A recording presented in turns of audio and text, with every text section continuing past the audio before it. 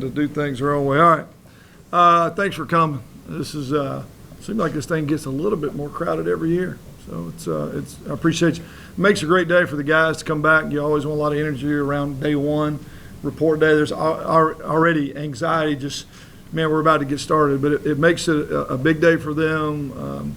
These guys excited to get interviewed, and pictures taken, and questions asked, and then the bullets start flying real quick. But thanks for doing that. I'm excited about getting this year started, to be honest with you. When you finish up the season the way we did last year, getting close but not close enough, disappointing bowl game, you're itching to get back to work and prove that you can get better and that we can achieve some great things. So this team particularly has some really big shoes to fill. You guys have all asked these questions. I mean, how do you replace Justice Hanson and J Mack and Jay Cliff and Bingham and Leonard Bonner and Warren One? Obviously, those are some guys that had great careers here that have gone on to do other things. That is the challenge of every team. Every year is different. Even if you're a returner, I mean, you got to go out and prove yourself again. And the exciting part is that, yes, we've got some big shoes to fill, but I believe we've got some guys that are super talented that have an opportunity to make an impact on this team themselves and really make their names known in their own right. That'll be the fun part about the next month and over the next few months, seeing guys step up, next guy up mentality. It'll probably be somebody nobody expected. It just tends to always be that way, and that's the fun part about football. I think the guys are welcome to the challenge. They've had a great summer. We've really had very few issues at all throughout the course of the summer. We've stayed fairly healthy with a couple dents and dings, but we're going into fall camp. I'd say 99% healthy, which is not always a given. And I think we're in a good shape with a month left to go to fine-tune and develop the team. So a couple of housekeeping items I'll just share with all of you at once. Number one, Damari Medley has rejoined the team. I suspended him in the spring. It was really, as much as anything, just attitude and wanted him to grow up a little bit. Been really candid with him and very transparent about what I expected of him. Kept him out all the way through the spring. Talked to him again at the end of spring and told him that I was going to still kind of consider his possibility of coming back. He even tested the transfer market a little bit, which was fine. Thought he needed to do so because it might be easier for him to start over somewhere else than it will be him come back and do what I asked him to do. Laid out some very stiff parameters of what I expected of him, and he still chose to come back. And had a great meeting with him today. We need him athletically, but mainly we just need him to continue to grow up. So he'll be back on the roster, and we'll throw him out there at corner and let him compete for the job. I know he's excited to be back.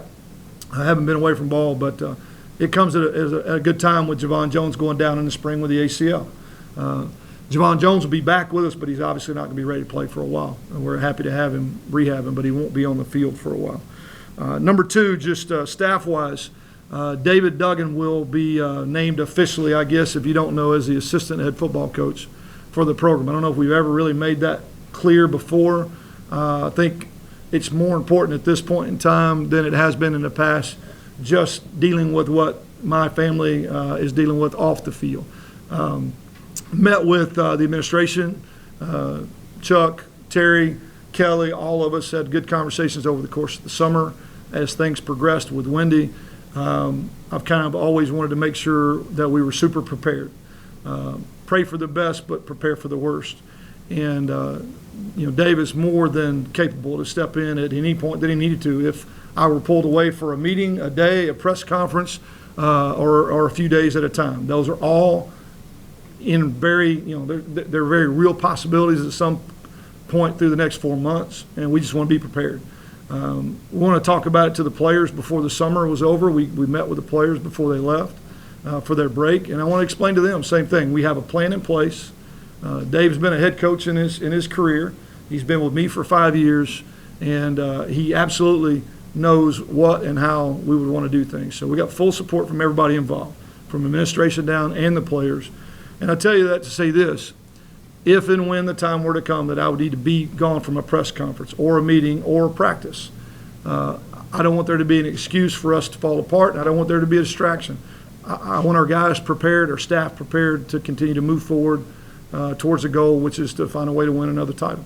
And I'm hoping and praying it never comes to a point where we have to do that, but I'd rather be prepared than not and have everybody in line. And I think we could have as seamless of transition, if need be, whether it be for a day or a couple days, as you could possibly hope for. And again, I just say, hope it never gets to that point. But he'll serve as the assistant head football coach from now until don't need one, and he's more than capable and prepared to do so. With that, I'd open it up to any questions that you have. Coach, how proud are you of Kirk Merritt with going from wandering the college landscape to becoming one of the faces of this football team? Well, his route getting here is unique, to say the least, but I think he learned from that and has utilized this opportunity to just grow up and mature and make the most of it. We've always had opportunities to bring guys in from other places. We turn away a lot more than we take. We literally turn guys away on a daily basis. Just felt like, having known the people around Kurt and knowing Kurt as I got to get to know him personally through the recruiting process, that he was definitely worth a second chance. And I think he's done a phenomenal job of leading. He's had absolutely zero issues since he's been here. He's done nothing but grow up on the field and off. That's why I took him to the media, conference media days, because he represents everything we want our veterans to do. I mean, he's a great student as well as a great player, and he's leading in all the right ways. So super proud of him. It's fun for me because I got to recruit him personally and really get to know him well. Excited to see what he can do. I think we just kind of scratched the surface as to how good he could be a year ago. Because I really don't think he was comfortable until about week 5 or 6. And it's amazing, really excited to see what he can do with a full season under his belt if he can stay healthy and get out there and play at the level he did a year ago. I guess you talked about replacing certain guys like Justice and Clifton, but especially at that quarterback position being so important in the game today. How important is it early on to evaluate this guy? It was only the second question asked today. I was expecting it to be the first one, but we waited till the second question to ask about quarterback play. You can't play in the system that we play in without it being critical. That's obvious. We chose this system a long time ago. You live and die with the quarterback play. We know that. Those guys choose to come be a part of it, knowing that's the level of pressure. The sooner that we can answer that question, with a true, definite decision, and like I said, it's Logan Bonner's job day one. He has to, somebody's got to pass him up. He's earned that right and that opportunity. It is his job till somebody knocks him off. Those guys are going to work desperately to try to do so, and if they do, they make us better, because I think he's a quality player. I think there's a bunch of people who love to have Logan Bonner as their starting quarterback. So I don't consider it a controversy. I see it as a competition, and I hope that we have competition at every position, at any point on our football field. If at any position they don't feel competition to stay in their spot, then we have problems. That is when you get lazy. That's when you get complacent. So we want to create competition at every spot. It's Logan's job unless somebody knocks him off, and if he did, they make us better. So I'm really just going to go to work every day. The real question is, how many guys can we get reps on a daily basis to try to keep them all in the mix? And that's a delicate balance. I think about 3 guys is about all you can work, maybe 3.5, and that's hard with the limited amount of reps you get in a month. So that'll be the challenge. You have a lot of quality returners on defense this year, but how much of a luxury is it to have both your interior defensive linemen who are capable of playing at an all-conference level? I think our inside guys, matter of fact, I think our D-line in general is one of the best in the country, especially at our level. That is something we have worked extremely hard in the recruiting process to develop. We felt like we had the worst defensive line in the league year one. It showed when we, I don't know, Toledo may still be running the ball in the bowl game right now. We just ran out of time. But we knew it was something. I've always felt like, and I learned this early in my career, probably the most at Trinity Valley Community College. If you have the best defensive front, you got a chance to win, even if your offense struggles. And so we have recruited to do that. Forrest and KT are playing at really high levels towards the end of the season. I expect them to pick up where they left off, but I think there's a lot of guys that are going to play significant snaps. Terry Hamptons, Takua. There's a bunch of dudes that can go in there, and that's also, I think, another part of our philosophy is to keep guys fresh and don't play them beyond the amount of snaps that they can be really, really effective. So strengthen numbers and then strengthen recruiting, and I expect that group to play really, really well, keep people off our linebackers and let them run. Well, there's a big emphasis in the offseason on the offensive line, especially in the red zone. just talk about what they need to do, continue what they built on in the spring, moving forward into fall camp. Well, we concentrated on low pad level in the spring. We really worked on body composition. We felt like some guys just weren't in as good a shape as they needed to be. We had a few that were too heavy. We needed to trim some pounds off, and we needed to find a way to move the line of scrimmage. And I saw signs of that happening against a very good defensive front in the latter parts of spring. I think part of the process is just getting comfortable with the new terminology and how Sean's going to coach them, but also really believing in what he's telling them and trying to go out and do that. I mean, they've been coached well since we've been here. We just needed to find the right chemistry and the right mix. We do have a big left tackle to replace. That's going to be the biggest question. Who's going to end up being over there with Leonard Bonner with the Falcons? But in terms of work ethic and desire to play physical football and play with a lower pad level, I've seen signs of that in the spring. We need to pick up and continue that process. Much faster pace do you anticipate having offensively than last year? I hope a bunch, because we were so decimated with numbers that we had to slow down and play at a very uncomfortable speed. I think we went in 3 weeks in a row with only 3 healthy wideouts. You just can't play 85, 90 snaps in a game with that kind of depth. And so if we can stay healthy, I would love to think that we can get back to what we consider, kind of a fast break pace, put the pressure on the defense, make a play at our tempo. Keith believes in that. Our team believes in that. I think they believe we're at our best when we're playing at that tempo and making the defense uncomfortable. But, during the season, you got to make decisions based off what you got, and we just couldn't do it a year ago. Have you guys figured out any kind of way to maybe help better manage some of that injury trouble this year? I went back and kind of evaluated every injury, and there's just so many of them that were outside of our control. It's just the nature of the game. We haven't had that many injuries since year one. We'd gone through a couple years with really minimal injuries that didn't impact the guys on the field that much. Just this last season, to have 18 guys go down and be down for weeks on end. We had guys that missed 5, 6, 7 weeks at one point right in the heart of the season, and we just don't have the roster size to sustain that. We're going to be conscious of how we practice, but we got to prepare too. We got work to do, and hopefully we can keep them healthy and do that at the same time. But you feel like you're deeper this year than maybe? We are. Well, we started last year with 72 scholarship players. We start this year with 75, so we made up 3 spots. We just got to keep them healthy. That's about all you can make up in a year. The rules with the hard cap just don't allow for you to do much more than that. You weren't done yet, Kev. What'd you have? Just in terms of pace of play, obviously the first year you were here, I think that's probably the most plays you've run. Is that the measuring stick you use? We just kind of always figured like if the 80 number was a good, it's kind of simple. If you're around 80 snaps, you feel like you're moving at the right pace. If you're around the 40 marker at halftime. But again, are you up by a couple touchdowns and do we slow it down late? Are you behind and you play? Those obviously play, but 80's just kind of been a good, target. It's not end all be all. Got to get to it. We don't think of it that way.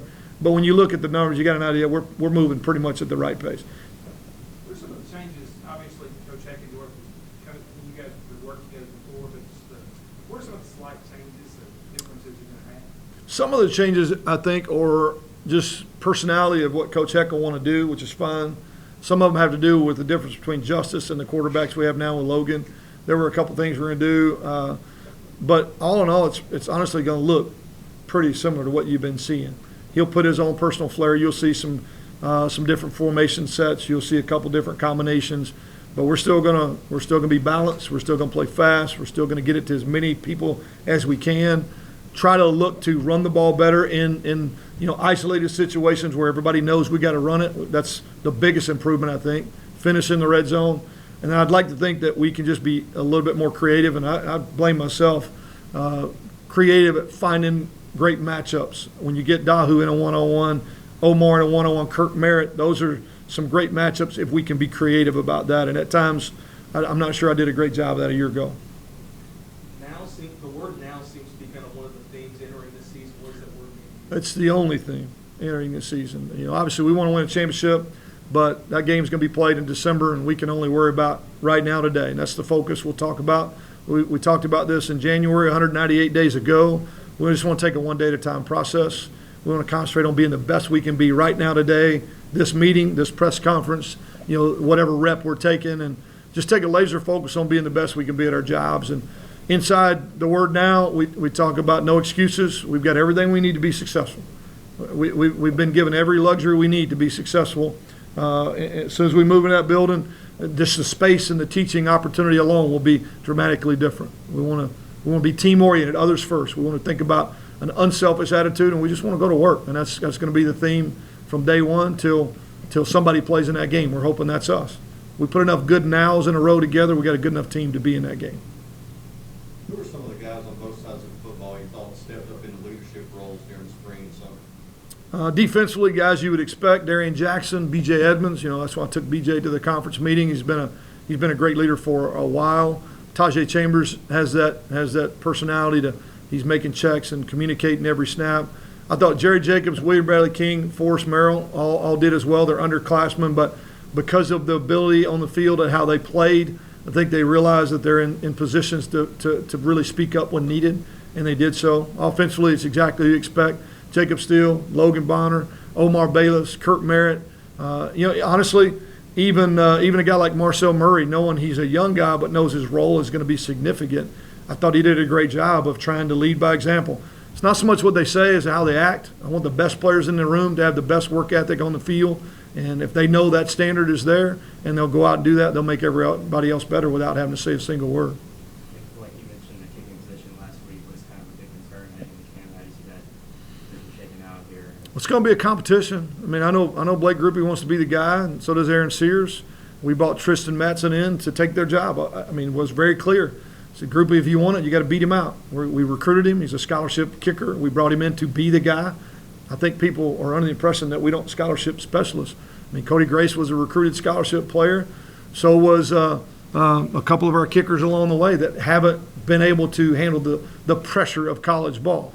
We recruited Tristan Matson to come in and be a starting kicker. He's going to have to beat out Grupe, and Grupe, I know him. He will compete his tail off. He just needs to be more consistent.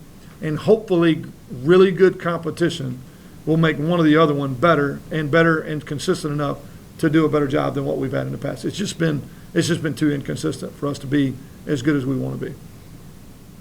A lot of new faces in the coaching staff. How has everybody kind of gelled together? I would say, I mean, it's been a great spring. It was rough going early, that's as any, but it doesn't feel like a new staff anymore. It really doesn't. A lot of us have kind of water under the bridge, having worked together.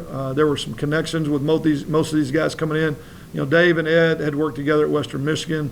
Rashad and Keith had great relationships. Really, I would say Desmond Lindsay is the one guy that wasn't connected to anybody. And immediate after you meet him, he walks in the room and he doesn't know there are no strangers. So I think we moved past that. It's been a good fit. A lot of these guys come at a really good time for us because of my amount of trust and familiarity with exactly what I'm going to get from coordinators on both sides. And that's the same with special teams with Cephalo and Peremski. I mean, I know what I'm going to get from those guys.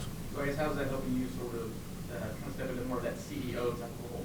Well, it's similar to, honestly, the first couple of years having Joe and Walt and Luke. I mean, those are guys that I had years and years of experience with that I knew exactly what to expect from both sides of the ball.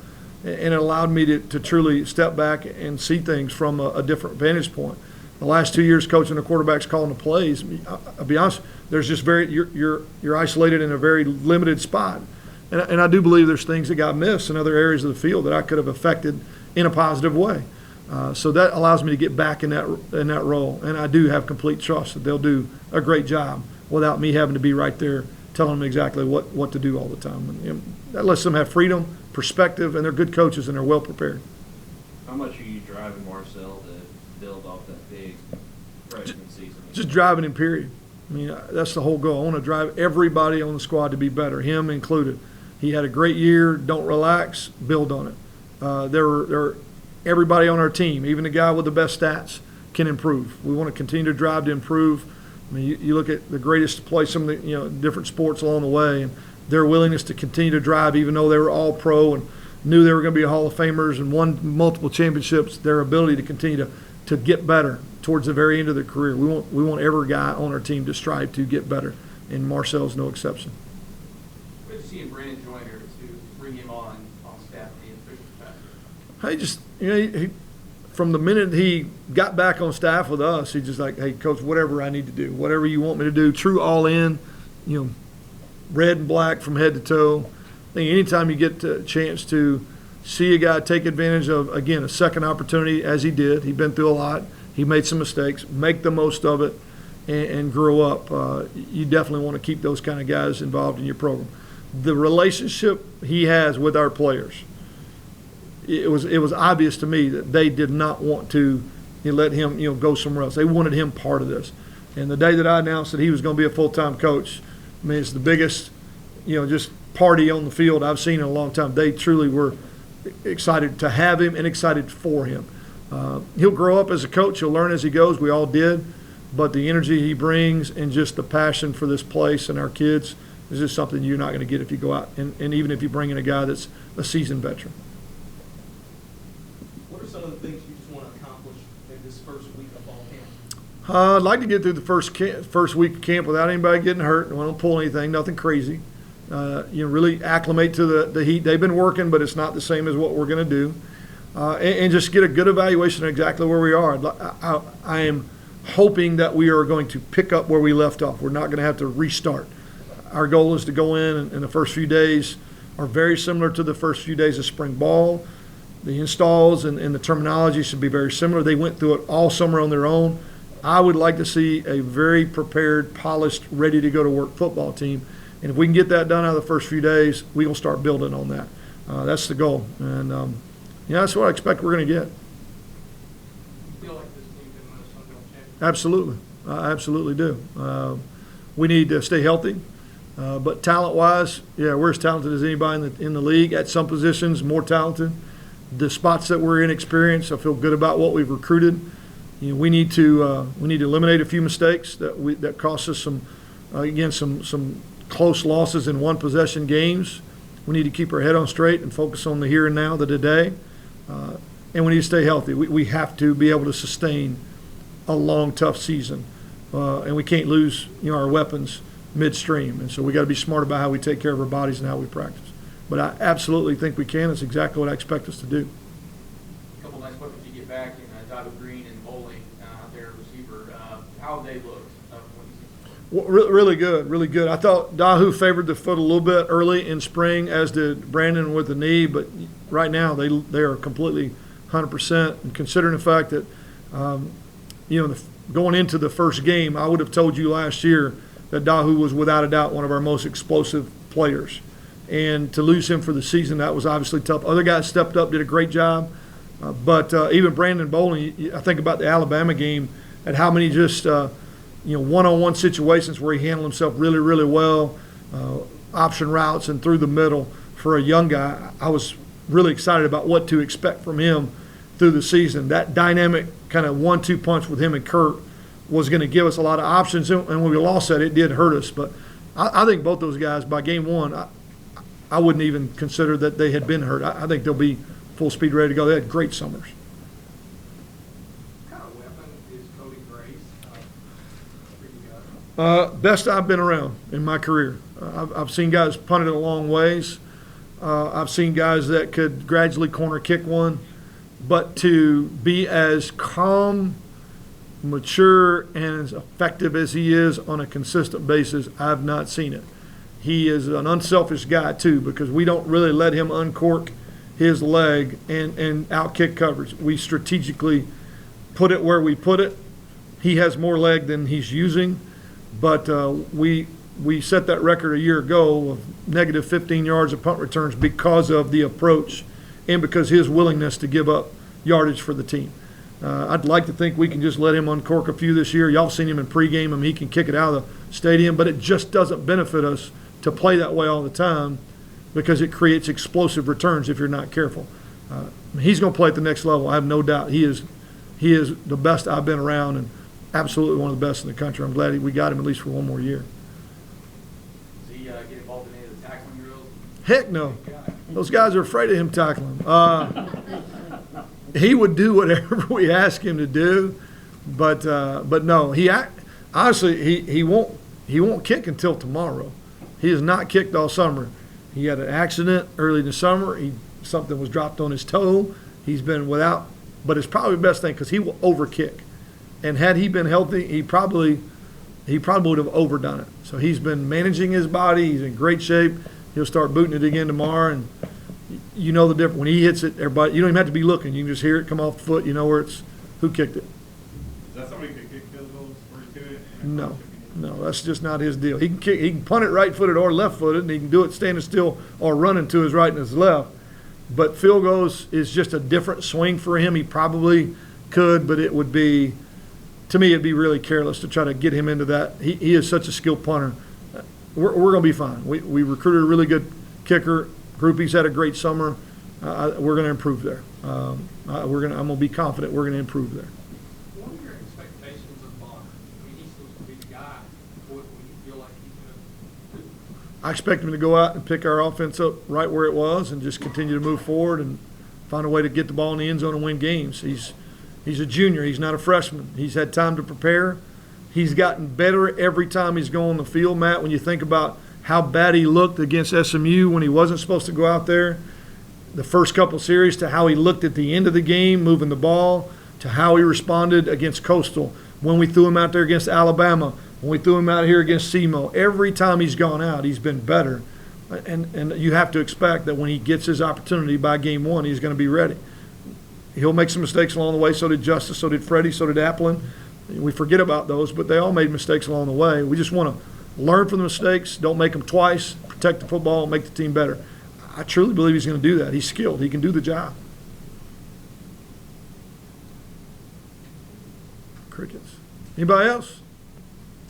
Thank you, Coach. Thank you. Appreciate y'all coming.